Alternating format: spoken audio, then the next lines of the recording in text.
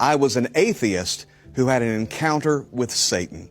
Now, I need every single one of you who are watching this right now, I need you to share this video with as many people as you possibly can, because I believe some of you are about to have a divine encounter. At 17 years of age, I was an atheist. I despised Christians and Christianity. I'd been in jail more than once, and I didn't want anything to do with the church. A friend of mine had invited me to a church service. I didn't want to go, but there was a special choir that was going to be there, and as a lover of all different kinds of music, I said, I'll go, but I'm going to sit in the back row. And somehow we winded up on the second row. And it was a Pentecostal church. I'd never been in a Pentecostal church.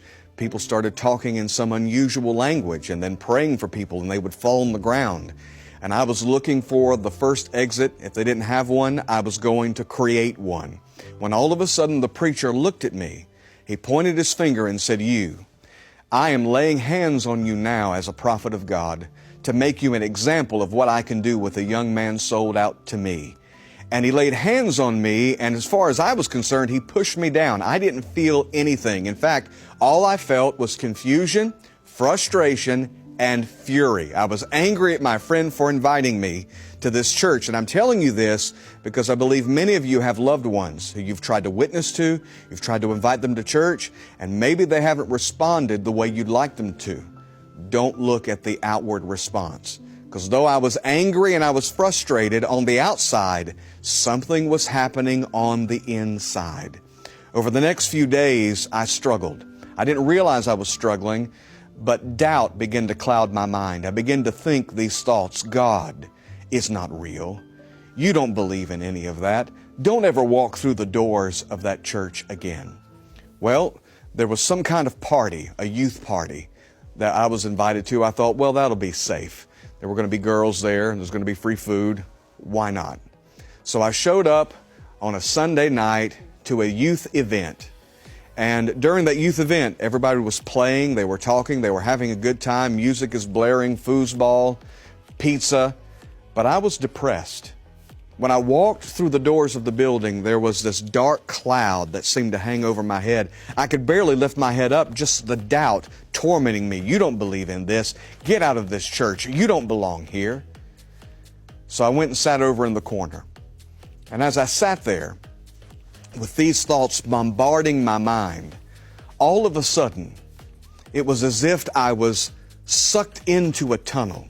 I don't know if you've ever been underwater before, and you know what it's like, how you can hear the sounds outside when you're underwater, but they're muffled. All of a sudden, all the sounds around me, the music, the teenagers talking, everything that was happening just seemed to be muffled, and all I could hear was this grotesque, distinct voice. It was saying the same things my thoughts were saying. You don't believe in any of this. Get out of here. And I recognized immediately, even as an atheist, that it was a voice of Satan. Chills ran down my spine. Even now talking about it, I can feel the hairs on my arms standing up, because it was a horrible sound. And I realized in that moment that all the thoughts I thought I was having, all of the decisions I thought I was making based on those thoughts, were inspired by demonic entities. It was as if God, like the Wizard of Oz, pulled the curtain away and allowed me to see who was really doing the talking. And if someone has shared this video with you, and maybe you've been having thoughts of doubt concerning God, let me encourage you right now, those thoughts aren't coming from you. Those thoughts are coming from the enemy. And that voice, loud as my voice is to you right now, saying, get out of here. You don't believe in any of this. And God showed me in that instant, not only that it was the voice of the devil, because it doesn't take much to realize that. If the devil's real, God is real. And God showed me how weak his voice was. That he was holding on for dear life, and he was only holding on to my life through deception.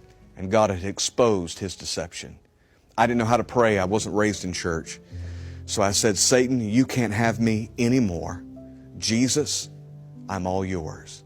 And in that moment, the voice left, the torment left, the cloud lifted, and I felt this nagging feeling. I didn't know anything about the Bible. I didn't know the Bible says with the heart man believes, but with the mouth confession is made unto salvation.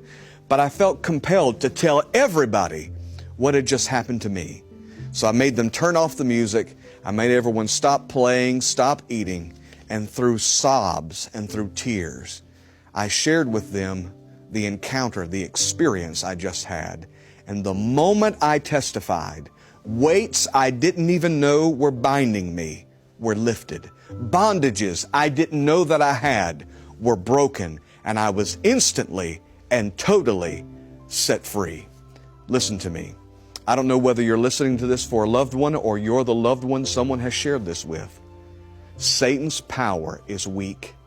His deception is deep, but it's being exposed right now.